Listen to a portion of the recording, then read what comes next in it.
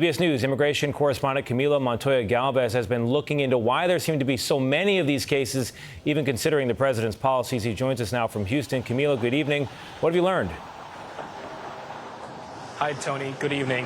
ICE sources tell us that they are deeply concerned that these fatal shootings across the country could continue to increase.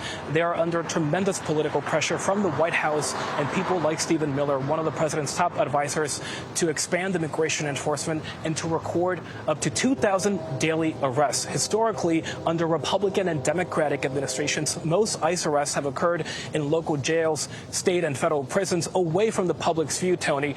But to enforce President Trump's dramatic crackdown on illegal immigration, which is not just targeting criminal, egregious offenders, more ICE agents are being placed on the streets of American towns and cities to make arrests in broad daylight, in public.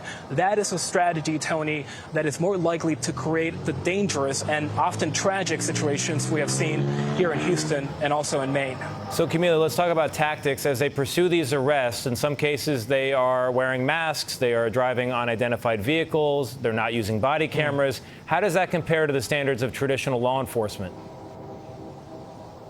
Well, the Department of Homeland Security policy stipulates, Tony, that agents can only use deadly and fatal force when they believe somebody is posing a danger to the officers or to others in the public. In the case of people who are fleeing an operation, like was the case allegedly in that incident in Maine, officers are not supposed to use any deadly force unless they detect that there's a significant threat to life. They cannot use deadly force simply to stop somebody from escaping and fleeing, Tony. And we have to remember that here in Houston, after that fatal shooting, the local district attorney, Harris County District Attorney Sean Thierry, told us that he's investigating this case and that he's never seen anything like this in his 20 years in law enforcement.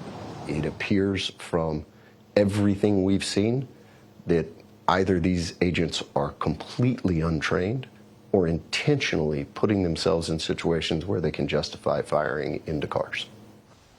DHS also tells us that ICE in June added additional training for new officers, including on crowd control and high-risk vehicle stops.